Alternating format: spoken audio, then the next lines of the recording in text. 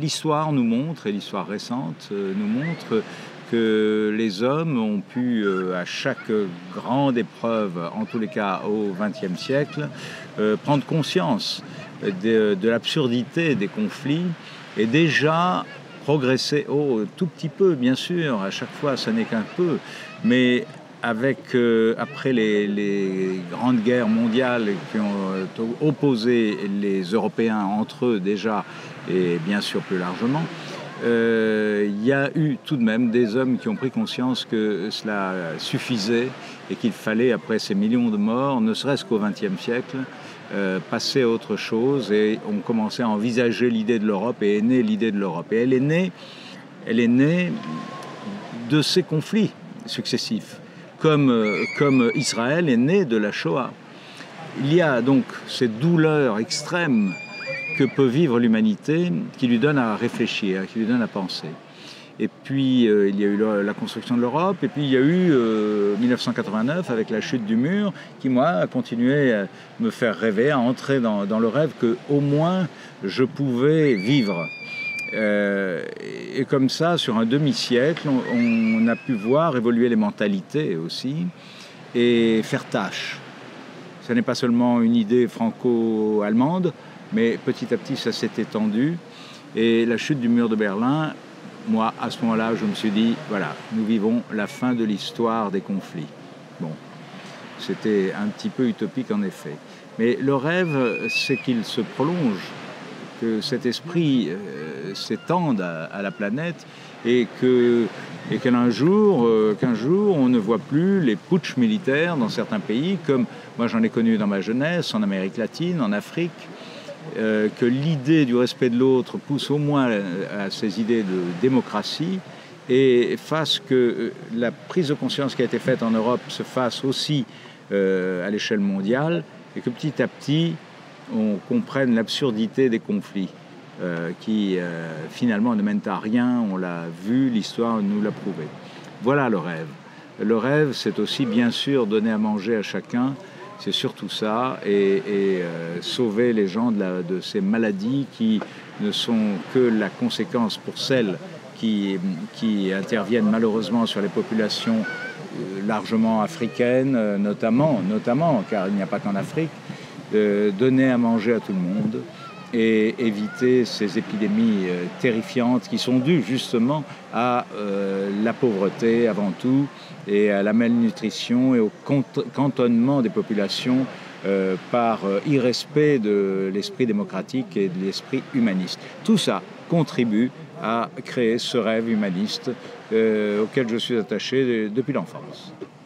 Je suis né à Casablanca, donc au Maroc, à une époque très, très paisible, je dirais, jusqu'à l'accession du Maroc à l'indépendance, et où tout était, malgré quelques événements qu'il y a eu, bien entendu, pour l'accession à l'indépendance, une cohabitation entre... Je n'aime pas le terme même de cohabitation, parce que déjà, c'est comme le mot tolérance, ça sous-entend tout de même une restriction, d'une certaine manière. Mais en tous les cas, les gens vivaient ensemble, quelle que soit leur religion et leurs origines. Et moi, qui étais de parents français, j'ai eu la chance de naître pas loin d'une mosquée.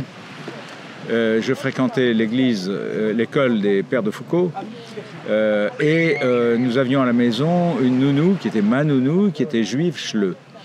Chleu, ce sont les Berbères du sud du Maroc.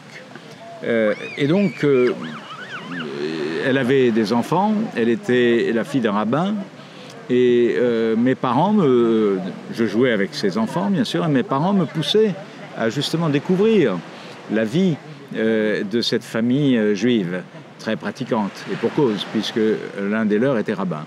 De la même manière que notre jardinier, et ne croyez pas que, et même si vous le pensiez, mais nous n'étions pas des gens enrichissimes, c'était pas ça du tout, mais le jardinier, ça rentrait dans la culture, comme la nounou à la maison, ça rentrait dans la culture des Occidentaux habitant au Maroc. Et donc le jardinier avait des enfants de mon âge, il allait à la mosquée, priait, il emmenait son fils, et comme j'étais ami du fils, j'allais avec eux. Ce qui fait que moi j'ai appris à dire papa, maman dans ma langue maternelle, en même temps que j'entendais la shahada, qui est la profession de foi de l'islam, tous les matins. C'est-à-dire elle intervenait dans mon inconscient et je l'ai entendue et perçue et reçue. Sans en faire mienne, sans la faire mienne, mais en tous les cas, la comprendre. Et donc, je me suis trouvé dans une sorte de maison, dans ma maison, où ma maison était composée de plusieurs chambres, l'une chrétienne, c'est une image, hein, l'autre musulmane, l'autre juive, et pour moi, c'était ça la vie. Tout ça, de manière ludique et inconsciente, on crée un foyer qu'on appelle humaniste aujourd'hui, mais comme M. Jourdain qui faisait de la prose sans le savoir, je faisais de l'humanisme sans le savoir. Voilà le déclenchement. En fait, il n'y a pas un moment, il n'y a pas une rencontre avec quelqu'un. C'est un bain dans lequel j'étais, un bain merveilleux. Et je ne suis pas en train de vous raconter des histoires et de belles histoires. Si elles sont belles, ça n'est pas de ma faute. Elles étaient. Et c'est la vérité. Et c'est ainsi que je concevais, que j'ai grandi en concevant l'humanité, c'est-à-dire tous ensemble. Le garant, c'est la laïcité. Et jusque-là, moi, c'est ce que je prône. Il n'y a aucun inconvénient. Ça milite en faveur du respect des uns par rapport aux autres. Donc voilà, c'est la connaissance de ces religions, car ensuite, oui, je me suis attaché à les connaître, ces religions qui m'avaient bercé dès l'enfance, dans l'inconscient, comme je vous l'ai expliqué. Et donc j'ai étudié les religions, et je les ai étudiées aussi sur place. J'ai beaucoup voyagé en Orient. Là, je suis en écriture du dictionnaire amoureux de l'Orient, dans la collection des dictionnaires amoureux. Et donc j'ai étudié à l'école biblique française de Jérusalem, aussi bien à Bagdad, au Babel College notamment, et bien sûr à Jérusalem au niveau du judaïsme. On peut étudier ça dans le voisinage, en vivant à Paris ou à Cannes ou en Suisse, car il y a toujours, bien entendu, le moyen de s'informer. Faut-il encore le vouloir? Faut-il encore le vivre comme tout d'un coup un militantisme? Et c'est ce qui m'a fait adhérer à de multiples associations et ensuite même militer, parce qu'il y a une différence entre l'adhésion et la démarche militante pour le dialogue entre les civilisations. Et justement, j'appartiens à un département qui a été créé aux Nations Unies en 2006 par Ban Ki-moon et par l'ancien, à l'initiative de l'ancien président de la République du Portugal, Jorge Sampaio. Ensemble, ils ont mis au point ils ont voulu répondre à ce fossé, à ce danger du choc des civilisations que prônaient les écrits de Samuel Huntington, le choc des civilisations. Et donc, eux ont monté au sein des Nations Unies le département de l'Alliance des civilisations. Donc, vraiment pour répondre à ceux qui voient comme inéluctable le choc des civilisations. Et ils ont fait appel à des experts, dont je suis, et j'appartiens à ce groupe d'experts, qui justement cherchent à pour mission de chercher à démonter les situations conflictuelles dues notamment aux religions, puisque bien sûr, malheureusement, au Moyen-Orient, il y a des conflits qui sont politiques, mais très souvent avec une origine religieuse, un conflit religieux. On le vit en ce moment, notamment en Syrie.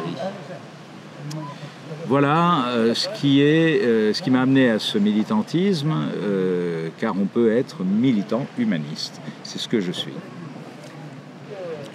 Le prix François Chalais a été créé au lendemain du décès de François Chalais. François Chalais était à la fois grand reporter, il avait fait les guerres d'Indochine, mais du Vietnam, lorsqu'il y a eu la guerre du Vietnam avec la présence américaine, etc. Grand reporter à travers le monde, avait une connaissance du monde et une vision du monde et une vision pour le monde, humaniste aussi, bien sûr. Et en même temps, à Cannes, il était le journaliste dont toutes les stars rêvaient de recevoir une invitation. Les stars internationales, car il a couvert et il a donné le reflet de Cannes et du Festival de Cannes pendant des décennies, jusqu'à ce qu'il disparaisse en 1996. Cannes, c'est aussi un esprit.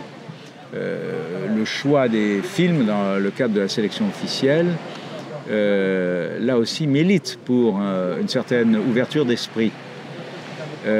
Donc, on s'est dit avec Maychen Chalet, son épouse, sa veuve, qu'il fallait proroger l'idée de François Chalet. Et donc, nous avons décidé de créer ce prix François Chalet, qui est remis chaque année à Cannes. Et nous voilà à la 17e édition, puisque la première édition, François Chalet est décédé en 96, la première édition a eu lieu en 97. Et c'était un film, le film qui a été couronné, le premier film qui a été couronné, porté sur la guerre de Bosnie. Et ainsi de suite, nous avons couronné chaque année des films, des réalisateurs qui ouvraient, qui allaient dans ce sens. Mais alors pas nécessairement, je vais vous citer quelques films. Bien sûr, il y a eu Indigène. D'abord, il faut savoir que nous décernons notre prix avant les prix officiels de Cannes, avant la Palme et les prix, c'est-à-dire la veille. Donc nous ne nous raccrochons jamais à un succès ou à un réalisateur à succès. Nous avons couronné bien des réalisateurs inconnus. Mais ça va de la guerre de Bosnie à la guerre du Liban, mais aussi contre la peine de mort, c'était Solveig Anspach qui avait réalisé un document exceptionnel contre la peine de mort aux États-Unis. C'est Ritipan sur les Khmers rouges. Donc on n'est pas à couronner nécessairement un film sur les terrains de guerre, ça n'est pas ça. Pour les dénoncer, bien sûr, ça n'est pas ça. C'est dénoncer toutes les atteintes à la dignité humaine, sur l'homophobie, sur le racisme, enfin en tous les cas contre le racisme ou contre l'antisémitisme.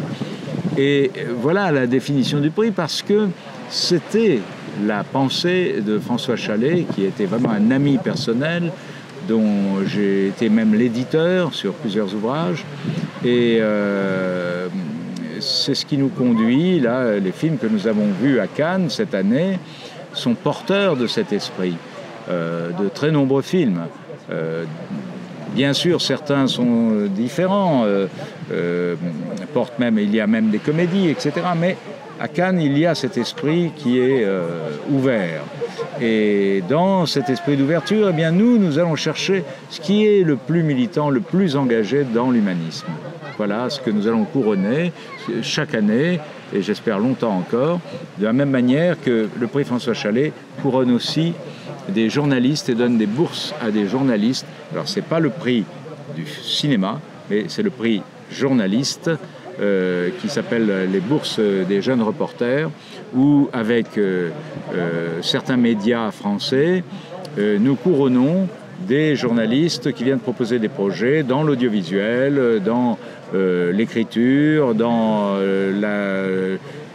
quand je dis audiovisuel, je veux dire télévision, reportage, etc. Dans l'écriture, dans la photo, dans le web également, sur le web.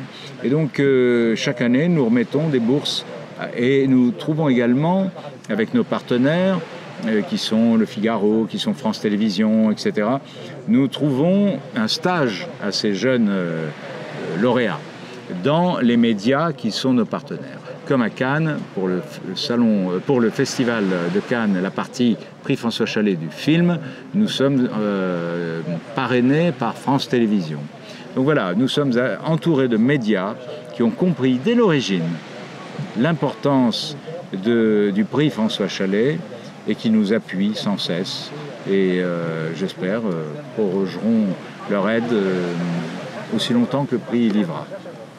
Cher René Guiton, merci pour ce témoignage. C'est moi qui vous remercie.